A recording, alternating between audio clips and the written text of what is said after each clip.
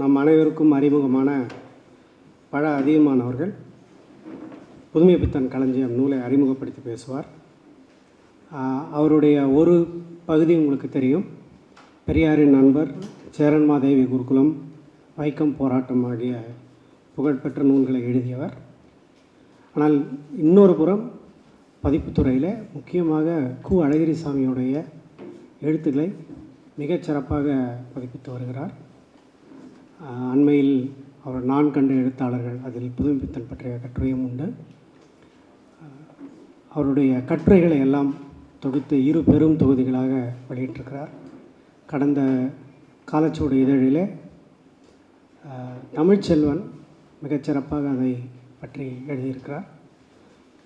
அதிகமான் இந்த புதுமை பித்தன் பயணத்தில் என்னுடன் தொடர்ந்து வந்தவர். ஆகவே அவருக்கு உள் செய்திகளும் நிறைய தெரியும். ஆனால் இப்போ அவர் எதை பற்றி பேசப் போகிறார், என்ன பொடி வைத்து பேசுவார் என்பதெல்லாம் நமக்கு தெரியாது. விமர்சனம் அல்ல, அறிமுகங்கிற அந்த நிலையில்தான் நான் இங்கே நின்று கொண்டிருக்கிறேன். எவ்வளோ நேரம் பேசணும் அப்படின்னு நான் கிளம்பும்போது என்னுடைய மகள் கேட்டாள். 18 நிமிஷம் இருக்கும் அப்படின்னு நான் நினச்சேன். அப்போது 17 நிமிஷத்தில் நீங்கள் முடிச்சுக்கணும் அப்படின்னு எனக்கு சொல்லி அனுப்பிச்சா. ஆனால் சொல்கிறதெல்லாம் கேட்க மாட்டோம்ல நம்ம. ஆனாலும் சீக்கிரம் முடித்து விட நான் பார்க்கிறேன். இது ஒரு இந்த நாள் இப்படியாக நடைபெறுவது ரொம்ப மகிழ்ச்சி. புதுமை பித்தன், அவரோடு இருந்த அழகிரிசாமி, புதுமை பித்தனை இன்று நாம் கொண்டாடுகிறோம் என்றால் அதற்கு காரணம் ரகுநாதன், அழகிரிசாமி, அடுத்தது சுந்தரராமசாமி, இப்பொழுது ஜலபதி. அப்போது அந்த சுந்தரராமசாமியுடைய மகன் இருக்கிறார். இந்த மாதிரியான ஒரு சூழ்நிலை அமைவது என்பதே ரொம்பவும் அபூர்வம் என்று நான் நினைக்கிறேன். அது மாதிரியான ஒரு அபூர்வமான சூழ்நிலையில் நான் இந்த புதுமை பித்தன் களஞ்சியத்தை பற்றி பேசுவதில், அறிமுகப்படுத்துவதில் நான் மிகுந்த மகிழ்ச்சி அடைகிறேன்.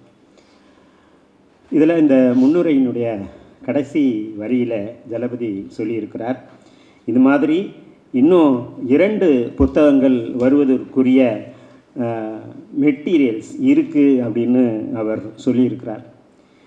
இதுவே 1100 பக்கங்களுக்கு மேலே. ஆனால் இதுக்கு மேலே இன்னும் 2 புத்தகம் இது மாதிரி வர்றதுக்கு இருக்குது அப்படின்னு அவர் சொல்லியிருக்கிறார். ஆமாம் என்று தினகரியும் குறிப்பிடுகிறார்கள். அப்படின்னா இவ்வளவு மெட்டீரியல்ஸை, இவ்வளவு தரவுகள் அவருக்கு முன்னால் கொட்டி கிடந்திருக்கிற போது அதில் எதை சொல்லுவது, அதை எப்படி சொல்லுவது அப்படிங்கிற அந்த முடிவு எடுக்கிறதுக்குள்ள அது ரொம்பவும் சிரமமானது. அது தரவுகளெல்லாம் வைத்திருக்கிறவர்களுக்கு தெரியும். ஆனால் ஜலபதி தான் இந்த மாதிரியான ஒரு அமைப்பை செய்ய முடியும்னு நான் நினைக்கிறேன். கொட்டி கிடக்கிறத பிரிக்கிறது இருக்குல்ல, அது ரொம்பவும் சிரமம். அதை ஜலபதி மிக அற்புதமாக அதை செய்திருக்கிறார். ஒரே வரியில் ஜலபதியை பற்றி சொல்வதானால் அவர் ஒரு அசகாய சூரர் அப்படின்னு தான் நாம் சொல்லலாம். அசகாய சூரர் அப்படிங்கிறாங்களா, அது என்ன பொருள் அப்படிங்கிறது. சகாயம் தெரியும். சகாயம்னா நிறைய பொருள் இருக்குது. அதில் 2 பொருள் சகாயம்னா பொருள் சகாயமாக கிடைக்குதா அப்படின்னா ரொம்ப விலை மலிவாக கிடைக்குதா அப்படின்னு ஒரு பொருள் உண்டு. இன்னொரு பொருள் சகாயம்னா உதவின்னு பொருள் உண்டு. ஒரு சகாயம் செய்ய முடியுமா அப்படின்னு கேட்பாங்க, உதவி அப்படிங்கிறது. அப்போது சகாய சூரர் அப்படிங்கிறது, அப்புறம் அசகாய சூரருங்கிறது. மற்றவர்களுடைய உதவிகளை பெற்றுக்கொண்டு செயலை ஆற்றுகிறவர் சகாய சூரர். அசகாய சூரர் என்பவர் மற்றவர்களுடைய உதவியே இல்லாமல் தானாகவே அந்த காரியத்தை செய்து விடுகிறவர். இவர் சொல்கிறாரு நான் இவ்வளவு பேர்கிட்ட இவ்வளவு பேரை பார்த்துருக்கிறேன், இங்கெங்கெல்லாம் பார்த்துருக்கிறேன் அப்படின்லாம் ஒரு பட்டியல் இடுகிறார். அந்த ஆனால் அவர்களெல்லாம் உதவியை பெற்றாலும் கூட இவர் தான் அதை செய்கிறார். அது வேற ஒருத்தர் அதை செய்யவே முடியாது. ஒரு இடத்துல அவர் நான் சந்தித்தவர்கள் அப்படின்னு ஒரு பட்டியல் போடுறாரு. அதெல்லாம் பார்த்தீங்கன்னா இவருக்கு 100 வயசோ அப்படின்னு நமக்கு தோணும். அவ்வளவு பேரை அவர் பார்த்திருக்கிறார். இந்த நூலை உருவாக்குவதற்கு ரகுநாதன், இந்த பேரெல்லாம் வந்து நீங்கள் பார்த்தீங்க நீங்கள் பார்த்துருக்கீங்களா அப்படின்னு நீங்கள் யோசிச்சுக்கலாம். இளைஞர்களுக்கு வந்து இந்த பேரெல்லாம் ஒரு புதுசாக கூட இருக்கலாம். புது இளைஞர்களுக்கு ரகுநாதனை பார்த்துருக்கிறார், சுந்தர ராமசாமி, மீபா சோமு, நாரண துரைக்கண்ணன், சிவபாத சுந்தரம். சிவபாத சுந்தரம் கேள்விப்பட்டவர்கள் கூட இங்கே குறைவாகத்தான் இருப்பார்கள் என்று நான் நினைக்கிறேன். சிவபாத சுந்தரம், வள்ளிக்கண்ணன், சிசு செல்லப்பா, ஏஎன் சிவராமன், சிட்டி, தீகா சிவசங்கரன், ஆக்கி ஜெயராமன், ஆக்கி கோபாலன், இவ்வளவு பேரை வந்து அவர் பார்த்துருக்கிறார், பேசியிருக்கிறார். அப்புறம் காணாசு, ஜெயகாந்தன், ஆர்கே கண்ணன், எஸ்எஸ் மாரிசாமியுடன் தொலைபேசியில் பேசியிருக்கிறார். இவ்வளவு பேர், இந்த இவ்வளவு பேரை வந்து ஒருத்தர் பார்த்து அவர்களிடமிருந்தெல்லாம் வந்து மெட்டீரியலை கலெக்ட் பண்ணி இது மாதிரியான ஒரு புத்தகத்தை வந்து அவர் தயாரித்திருக்கிறார். அதில் சிவபாசுந்தரம் வந்து உங்களுக்கு தெரியும், சிவபாசுந்தரம் வந்து இலங்கைக்காரர். பிபிசி எல்லாம் அந்த தமிழோசைன்னு இருக்குல்ல, அந்த பேரெல்லாம் அவர் தான் வைத்தார். வானொலியில் அங்கே பணியாற்றியவர். அங்கே இங்கே சென்னையில் கொஞ்ச நாள் இருந்து விட்டு அதற்கப்புறம் அவர் வந்து லண்டனில் போய் காலமானவர். அவரை வந்து லண்டனில் வந்து அவர் சந்திச்சிருக்கார் 1999. அப்போ அவரிடமிருந்து புதுமைப்பித்தன் தொடர்பான அவர் எழுதி கொண்டிருக்கிற சில மெட்டீரியல்ஸை வாங்கிட்டு வந்திருக்கிறார். அது புத்தகமாக வந்ததா இல்லையான்னு தெரியல. முதல்ல இந்த புத்தகத்தில் வரல, இதில் தான் முதலாக இதில் தான் வருது. அவரே வந்து அதற்கு முன்னாடி 40களில் ஈழகேசரியில் புதுமைப்பித்தன் பற்றி அவர் எழுதியிருக்கிறார்.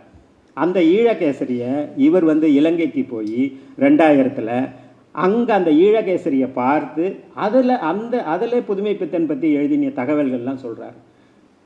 அப்போது இந்த புத்தகத்தை எழுதணும்னா சாதாரண ஆய்வாளர்களால் வந்து அது சாத்தியமில்லை. இந்த மாதிரியான வெளிநாடுகளில் பறந்து கொண்டிருக்கிற பல நூலகங்களுக்கும் செல்லுகிற ஜலபதி போன்றவர்களால் தான் வந்து இது சாத்தியம். அதோடு இல்லாமல் 99 லண்டனில் சிவபாசுந்தரத்தை பார்க்குறாரு, 2000 சொச்சத்தில் இலங்கையில் போய் பார்க்குறாரு. அப்போது 1999 25 ஆண்டு காலம் வந்து அப்பெல்லாம் கலெக்ட் பண்ண மெட்டீரியல்ஸ் இதில் இருக்குது. அவ்வளவு அரிய தகவல்கள் உலகம் பூராவிலும் இருந்து திரட்டின தகவல்கள் தான் வந்து இந்த நூலில் இருக்குது. அப்போ இது வந்து ஒரு அரிய நூல் அப்படின்னு தான் இந்த நூலை சொல்லணும். அவ்வளவு மெட்டீரியலையும் அவர் வந்து பிரித்திருக்கிறார், அந்த அழகான அடிப்படையில் பிரித்திருக்கிறார். 1948 புதுமைப்பித்தன் காலமாகிறார். அதற்கு முன்னால் அவர் வாழ்ந்தபோது அல்லது அதற்கு பிறகு அவருடைய நூல்களுக்கெல்லாம் வந்த மதிப்பீடுகள் பற்றி, அது வந்து சமகால மதிப்பீடுகள் அப்படின்னு ஒரு பகுதியை வைக்கிறார். அதற்கு அடுத்த பகுதியில் அவர் மறைந்தபோது வந்த இரங்கல் உரைகள் இது எல்லாத்தையும் 2வது பகுதியில் வைக்கிறார். அப்புறம் 3வது பகுதியில் அவர் காலமான பிறகு குடும்ப நிதி திரட்டுகிறார்கள். குடும்ப நிதி திரட்டுகிற ஒரு முயற்சி வந்து அவர் காலமான 1948 நடக்கிறது. நாரண துரைக்கண்ணன் தான் அப்போ தமிழ் எழுத்தாளர் கூட்டுறவு சங்கத்தினுடைய தமிழ் எழுத்தாளர் சங்கத்தினுடைய தலைவராக இருக்கிறார். அவர் அந்த முயற்சியை எடுக்கிறார் 48. அது அவ்வளவு தூரம் ஒன்றும் சிறப்பான முயற்சியாக நடக்கலை. அப்புறம் 1950களில் வந்து இவங்க கூட தினகரியும் அவங்க அம்மாவும் அங்கேருந்து திருவனந்தபுரத்திலிருந்து சென்னைக்கு வந்து குடியேறுகிறார்கள். அதற்கு அப்புறம்தான் இந்த குடும்ப நிதி வந்து கொஞ்சம் ஒரு வேகம் எடுக்கிறது 1950களில். அதற்காகவே சுந்தர ராமசாமி வந்து ஒரு நினைவு மலரை வெளியிடுகிறார் 1951. 1951 அப்படின்னு சொல்லும்போது புதுமைப்பித்தன் காலமாகி 3 வருஷம்தான் ஆகுது. அப்போது சுந்தர ராமசாமிக்கு வயது வந்து எவ்வளோ இருக்கும்? 19, 20. 1931 பிறக்கிறாரு. 20 வயதில் வந்து சுந்தர ராமசாமி வந்து புதுமைப்பித்தனை அடையாளம் கண்டுவிடுறார். அவருக்கு வந்து ஒரு மலர் போடணும்னு நினைக்கிறார். 20 வயசுல நாம் என்ன பண்ணியிருந்திருப்போம்னு தெரியல, சினிமா பார்த்துக்கிட்டு இருந்திருப்போம்னு நினைக்கிறேன், லைப்ரரிக்கு கூட போயிருப்போமான்னு எனக்கு தெரியல. 20 வயதில் ஒரு பெரும் எழுத்தாளனுக்கு ஒரு மலர் போட வேண்டும் என்று நினைக்கிறார். அதோட அந்த மலரிலிருந்து வருகிற வருமானத்தை இவங்க குடும்பத்திற்கு தர வேண்டும் என்றும் அவர் நினைக்கிறார். அதற்கு வந்து அழகழகான ஒரு கடிதம் எழுதியிருக்கிறார். அந்த கடிதம் வந்து இதுலேயும் இருக்குது. அப்போது அந்த நூலை, அந்த மலரை வந்து குழந்தை தினகரிக்கு வந்து சமர்ப்பணம் பண்ணியிருக்கிறார். குழந்தை தினகரின்னு அதில் எழுதுகிறாரு. அந்த அந்த குழந்தை தினகரிக்கு தான் இவரும் இந்த புத்தகத்தை, ஜலபதியும் இந்த புத்தகத்தை 80 வயது குழந்தைக்கு வந்து காணிக்கை ஆக்கியிருக்கிறார். அப்போது அந்த எனக்கு 20 வயதில் சுந்தரராமசாமி புதுமைப்பித்தனை அடையாளம் கண்டது வந்து ரொம்பவும் ஆச்சரியமாக எனக்கு இருக்கு. அப்போ பார்த்தீங்கன்னா ஆக்சுவலாக நான் வந்து புதுச்சேரியிலேருந்து சென்னைக்கு மாற்றலாகி வருகிற போது ஒரு நண்பர்களுக்கெல்லாம் வந்து ஒரு விருந்து கொடுத்தேன். அப்போ என்னுடைய மகளுக்கு 2.5 வயசு தான். அப்போது அங்கே வந்திருந்தவர்களில் நிறைய பேர் இருந்திருந்தாங்க. அதில் என்னுடைய 2.5 வயது மகள் வந்து அங்கே இருக்கிறவங்களே அழகான ஒருத்தவரோட மடியில் தான் போய் உட்காந்தான். அவ்வளோ பேர் இருக்காங்க, ஆனால் அழகான ஒருத்தவரோட மடியில் தான் போய் உட்காந்தான். அது அவளுக்கு இப்போ ஞாபகம் இல்லை, ஆனால் எங்களுக்கெல்லாம் ஞாபகம் இருக்குது. அப்போது குழந்தைகளுக்கு தெரியுது, குழந்தைகளுக்கு வந்து யார் சரியானவங்க, யார் நம்ம போய் அடைய வேண்டியவங்கிறது தெரியுது. அதே மாதிரி தான் சுந்தர ராமசாமி. அப்போது சுந்தர ராமசாமிங்கிற பேர் கூட இல்லை அவருக்கு.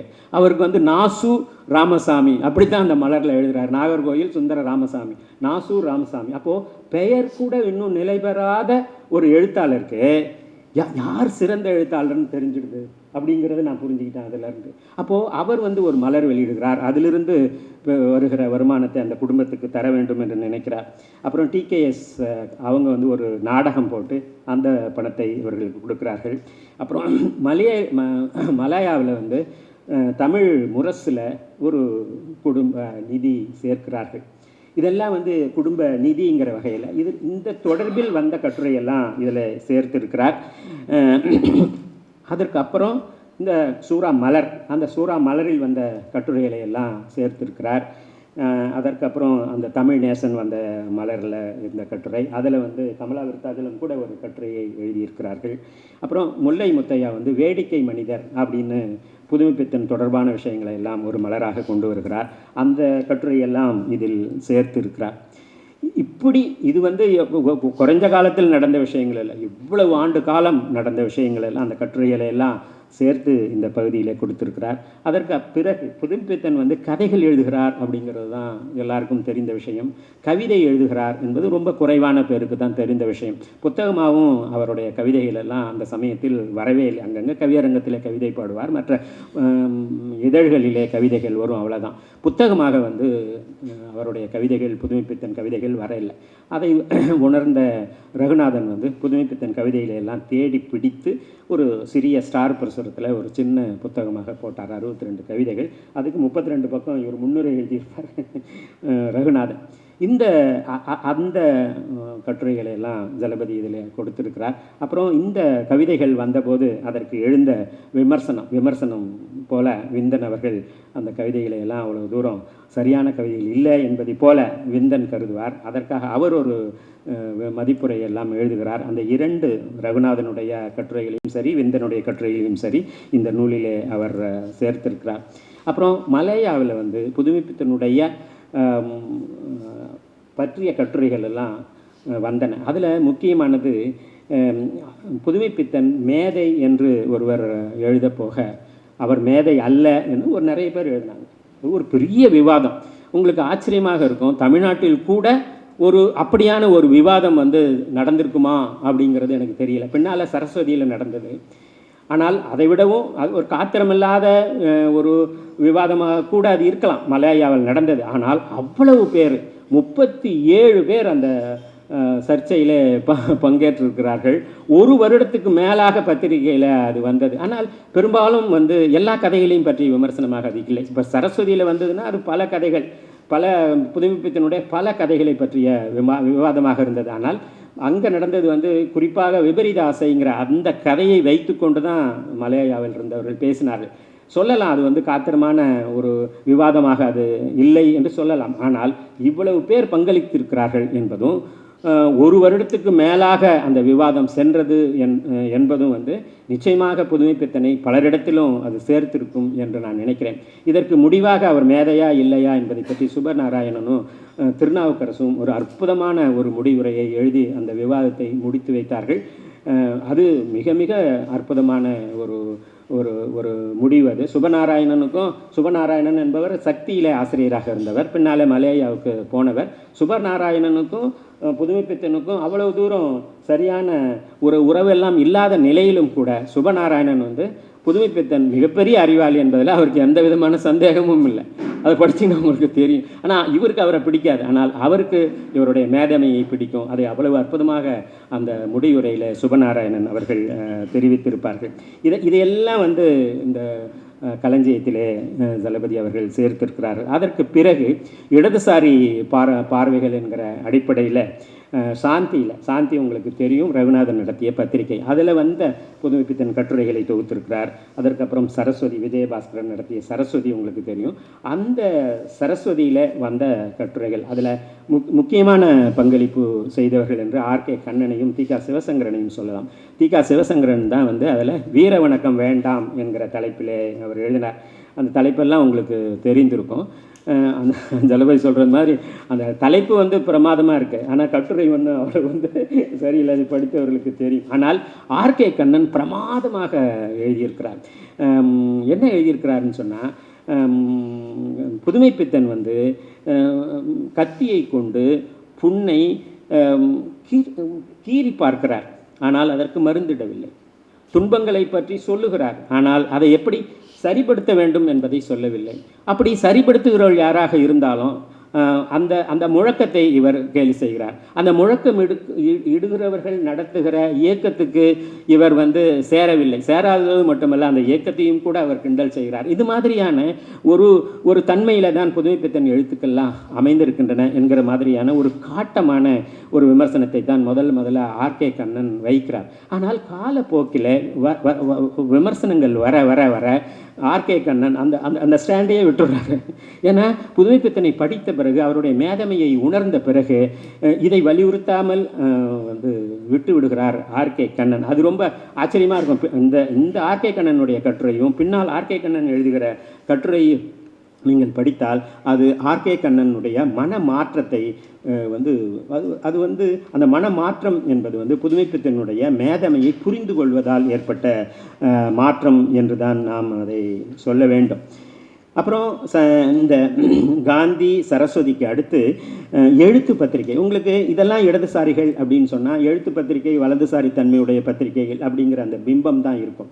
அந்த எழுத்துலேயும் கூட சீசு செல்லப்பா ஒரு மலரை வெளியிடுகிறார். அதில் புதுமைப்பித்தன் பற்றிய கட்டுரைகள் எல்லாம் இடம்பெறுகின்றன. அதில் வந்து சீசு செல்லப்பா சொல்கிறாரு, தன் கருத்துக்களை வெளியிட்டு சொல்ல நடையை அவர் தனக்கு எவ்வாறெல்லாம் அதை முறுக்கியும் திருகியும் லாவகப்படுத்தி கொண்டார். அதன் விளைவாக அன்று குழம்பினாலும் இன்று தான் சொல்ல விரும்பிய கருத்துக்களை விரும்பிய விதமே வார்த்தைக்குள் அடக்கி பிறரிடம் தொற்ற வைக்கும் ஒரு சாதனையை அவர் காட்டிவிட்டார் என்று யாரும் ஒப்புக்கொள்கிறார்கள். வந்தபோது அவ்வளவா எங்களுக்கு புரியல, ஆனால் இப்பொழுது புரிகிறது அப்படிங்கிறது தான் செல்லப்பா சொல்ல வருகிற விஷயம். அப்போதும் பல பேர் புரிந்து கொண்டிருந்தார்கள். அதில் வந்து முக்கியமாக வாரா, சொக்கலிங்கம், ரகுநாதன், அழகிரிசாமி, சிதம்பர சுப்பிரமணியம் அவரெல்லாம் நன்றாக புரிந்து கொண்டிருந்தார் அந்த சமயத்தில். அதை ஏற்றுக்கொள்கிறாரா இல்லையாங்கிறதுல வேண்டுமானால் கொஞ்சம் வித்தியாசம் இருக்கலாம். ஆனால் இவரை மேதை என்று அப்போது காணாசு உட்பட எல்லோருமே அதை ஒப்புக்கொண்டு விட்டார்கள் என்று தான் கருத வேண்டும். அப்புறம் கமலா விருத்தாச்சலம் அவர்கள் புதுமைப்பித்தனை பற்றி எழுதிய ஒரு 4 கட்டுரைகள் இதில் இருக்குது. இது மாதிரியான மனைவிகள், நண்பர்கள் எழுதுகிற கட்டுரை என்னென்னா, மற்றவரெல்லாம் பார்க்காத ஒரு வாழ்க்கையை அவர்கள் பார்த்திருப்பார்கள்ல, அதனால் அந்த பகுதி நமக்கு தெரியும். இப்போது அழகிரிசாமியை பற்றி ராஜநாராயணன் எழுதிய கட்டுரை மட்டும் இல்லைன்னு சொன்னால், அவருடைய இளமை பருவம், அழகிரிசாமியோட இளமை பருவம் எப்படி இருந்ததுன்னே நமக்கு தெரியாமல் போயிருக்கும். அந்த மாதிரியான அந்த மாதிரி யாரும் அறிய வாய்ப்பில்லாத பகுதிகளை பக்கங்களை காட்டுகிற ஒரு நிலையில் வந்து கமலா விருத்தாச்சலம் அவர்களுடைய கட்டுரை இருக்குது. அதே போல் காணாசு அவர்கள் இவரை பற்றி புதுமைப்பித்தனை பற்றி எழுதிய கட்டுரைகளை எல்லாவற்றையும் தொகுத்து இதில் சொல்லியிருக்கிறார். 9 கட்டுரைகள். அதில் வந்து 5 வந்து ஆங்கிலம், பல பத்திரிகைகளை வந்தது, மிரரில் வந்தது, இது எல்லாத்தையும் எடுத்து இதை கொடுத்துருக்கிறார். இது மாதிரி ஒரே இடத்தில் இது எல்லாம் வருவது என்பது வந்து ரொம்பவும் ஆச்சரியம், ரொம்பவும் கடினம், ரொம்பவும் அரிய விஷயம். அதையெல்லாம் தளபதி இதில் செய்திருக்கிறார். காணாசுவோட விமர்சனம் என்பது வந்து எல்லோரும் எதிர்பார்த்து கொண்டிருக்கிற ஒரு விமர்சனம் அந்த காலத்தில். காணாசு சொல்லிட்டாருன்னா போதும். இப்போ நம்ம ஒரு கட்டத்தில் வந்து சுந்தரராமசாமி என்ன சொல்லுவாருன்னு எல்லா எழுத்தாளர்களும் ஏங்கி கொண்டிருந்தார்ல, அதே போல் அந்த கட்டத்தில் காணாசு என்ன சொல்லுகிறார் அப்படிங்கிறது தான். அழகிரிசாமியை ஒரு இடத்துல சொல்லுகிறார். காணாசு வந்து அழகிரிசாமியை பற்றி ஹிந்துவில் ஆங்கிலத்தில் ஒரு கட்டுரை எழுதின பிறகு தான் நான் எழுத்தாளர் என்று அங்கீகாரமாக உணர்ந்தேன் என்று சொல்கிறார். அப்படி வந்து இந்த காணாசு என்ன சொல்கிறார் அப்படிங்கிறத வந்து எல்லாரும் எதிர்பார்த்து கொண்டிருப்பார்கள். அந்த மாதிரி வந்து காணாசு வந்து புதுமைப்பித்தனை பற்றி எழுதியிருக்கிறார். உங்களுக்கு எல்லாருக்குமே தெரியும். முதல்ல காணாசு அவரோட புத்தகத்தை எழுதி புதுமைப்பித்தனுக்கு கொடுக்கிற போது அந்த புத்தகத்தினுடைய ஒரு வரி இப்படி எழுதுவார். குருவினிடமிருந்து சிஷ்யனுக்கா, சிஷ்யனிடமிருந்து குருவுக்கா அப்படி என்று அவர் எழுதுகிறார். ஒரு குழப்பம் அவருக்கு இருந்திருக்கிறது, உண்மை அவருக்கு தெரிந்திருக்கிறது. ஆனாலும் அதை குழப்பமான வார்த்தைகளில் எழுதி காணாசு அதை கொடுத்திருக்கிறார். அதை வந்து காணாசு ஒரு இடத்துல சொல்லுகிறார், இதை கிழித்து விட்டு அந்த புத்தகத்தை வைத்து கொண்டார் புதுமைப்பித்தன் அப்படின்னு சொல்கிறார். ஆனால் கிழித்த மாதிரி தெரியல, அதே புத்தகம் அப்படியே வந்து கிழிக்கலை, அது அப்படியே புஸ்தகம் கண்ணனோட லைப்ரரியில் நாகர்கோயிலில் இப்போ இருக்குது. நீங்கள் கொடுத்துட்டீங்க அவங்கள்ட்ட இருக்குது, அதே இருக்குது. அழகிங்கிற புஸ்தகம், காணாசு ஸ்பெஷலிஸ்ட் அவர். அழகிங்கிற அந்த புஸ்தகம் அது வந்து இது மாதிரி காணாசு வந்து இருக்கிற போதே புதுமைப்பித்தனுடைய மேதமையை அவர் உணர்ந்திருக்கிறாரே தவிர அதை ஏற்றுக்கொள்ளவில்லை என்பது மாதிரியான ரகுநாதனுடைய கருத்துக்கள் எல்லாம் பின்னால் வருகின்றன. ஆனாலும் கூட அவர் ஏற்றுக்கொண்டார் என்று தான் நாம் கருத வேண்டும். அப்புறம் இதெல்லாம் தவிர மற்றவர்கள் எழுதிய கட்டுரைகள் என்ன, பல கட்டுரைகளை அவர் வந்து எழுதி, இதெல்லாம் பல பேர் உங்களுக்கு தெரியும், பல பேர் நமக்கு தெரியாது. கேபி கணபதி என்று ஒருவர், அநேகமாக 99 பேர் அவரை கேள்விப்பட்டிருக்க மாட்டார்கள் என்று நான் நினைக்கிறேன். கேபி கணபதி என்ற ஒரு ஆல் இண்டியா ரேடியோ திருச்சியில் வந்து பணியாற்றினவர். அவர் வந்து திருச்சி வானொலிக்கு எல்லாம் போகிற போது தெரியும், அதோட திருநெல்வேலிக்காரங்க வேறு, அதனால் நல்லாவே அவருக்கு தெரியும். அவர் தான் வந்து திருச்சி வானொலியில் முதல்ல வந்து பெரியாரை வந்து பேட்டி காணும்போது கேபி கணபதி தான் அவர் பண்ணுறார். அப்போ கேபி கணபதி சில விஷயங்களை வந்து புதிய விஷயங்களை அவர் சொல்லுகிறார். அந்த கேபி கணபதியை கழனி ஊரான் எடுத்த ஒரு பேட்டி ஏதோ ஒரு பத்திரிகையில் வந்திருக்கு, அதையெல்லாம் தேடி எடுத்து தளபதி இதில் கொடுத்துருக்கிறார். இப்போ சரி, இப்போ கேபி கணபதினு சொல்கிறோம், எஸ்எஸ் மாரிசாமின்னு சொல்கிறோம், இவங்கெல்லாம் யார், வாணி சரணன்னு சொல்கிறோம், இவங்கெல்லாம் யார் அப்படிங்கிறது இந்த தலைமுறைக்கு தெரியாது. அப்படிங்கிறதுனால ஒரு ஆசிரியர் இந்த இதில் இடம்பெறுவர்களோட குறிப்புகளை கொடுத்துருக்கிறார். ஒரு குறிப்புகளை ஒரு 10 பக்கம் கொடுத்துருக்கிறார். இந்த 10 பக்கத்துக்கு இந்த மனுஷன் எவ்வளவு கஷ்டப்பட்டு இருப்பார் அப்படிங்கிறத நீங்கள் படித்து பார்த்தீங்கன்னா தான் தெரியும். அவ்வளவு சிறப்பு. இப்போ கேபி கணபதியோட பிறந்த ஆண்டையும் இறந்த ஆண்டையும் இதில் கொடுத்துருக்கிறார். அதுபோல் பல பேருக்கு, எஸ்எஸ் மாரிசாமி, இன்றைக்கெல்லாம் பல பேர் அவரை மறந்து விட்டார்கள், அவரை பற்றியான குறிப்பு. இப்போ கணமுத்தையானா கூட சில பேருக்கு தெரியும், ஆனால் எம்எஸ் மாயதேவனை யாருக்கு தெரியாது. மாயதேவன்கிறவர் தான் சிறுகதை பித்தன் அப்படிங்கிற 2 பேரும் சேர்ந்து தான் வந்து மலையாவில் வந்து புதுமைப்பித்தனுக்கு நினைவு மலர் வெளியிடுகிறார்கள் 1960-61. அப்போது வந்து மலையாவில் இருந்த அழகிரிசாமி இங்கே வந்து விடுகிறார். அழகிரிசாமிகிட்ட கேட்டு தான் இங்கே இருக்கிற எழுத்தாளர்கள்கிட்ட கட்டுரையெல்லாம் வாங்கி அந்த சிறுகதை பித்தன்கிறவர் வெளியிடுகிறார்.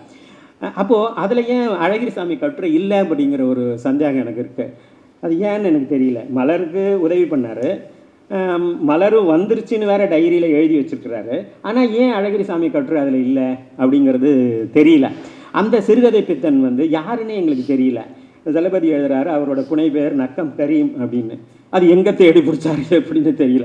இப்படி பல விஷயங்கள், யாருக்கும் தெரியாத விஷயங்கள்லாம் வந்து இந்த ஆசிரியர் குறிப்பில் இருக்குது. சரி, இப்போ நான் கணபதினு சொல்கிறேன், மாரிசாமின்னு சொல்கிறேன், அவங்கெல்லாம் வந்து பேரெல்லாம் தெரியுது. இந்த பேரெல்லாம் இருக்கிறவங்க இங்கே எங்கெங்கே எழுதியிருக்காங்க அப்படிங்கிற 1000 பக்கத்துலேருந்து எப்படி நீங்கள் தேடுவீங்க?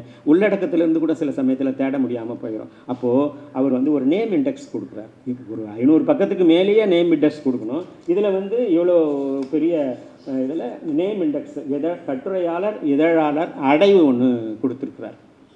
இது இல்லைன்னா இந்த புத்தகத்தை நீங்கள் படிக்கவே முடியாது. பட் ஆனால் இதை செய்யறதுக்கு எவ்வளோ சிரமம் அப்படிங்கிறது நமக்கு தெரியும். மதியானர்லாம் வந்திருக்கிறார், இதெல்லாம் படுறதுக்கு எவ்வளோ கஷ்டம் அப்படிங்கிறது நமக்கு தெரியும். அந்த கஷ்டத்தை எல்லாம் பட்டு நாம் படிப்பதற்கான ஒரு வாய்ப்பை அவர் வந்து இதில் வழங்கியிருக்கிறார்.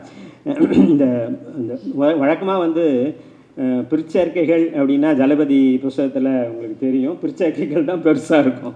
ஆனால் இந்த புத்தகத்தில் வந்து பிற்சேர்க்கைகள் வந்து ரொம்ப குறைவு, 2 தான். ஆசிரியர் குறிப்பும், அதாவது இதில் வந்தவர்களோட பற்றியான எழுத்தாளர்கள் பற்றிய குறிப்பும் இந்த குறிப்பும் தான். ஆக இந்த புதுமைப்பித்தன் வாழ்ந்த காலத்திலிருந்து அவர் மறைந்த 25 ஆண்டு காலம், ஒரு 60கள் வரை வந்த எல்லா செய்திகளும் இந்த புத்தகத்தில் இருக்குது.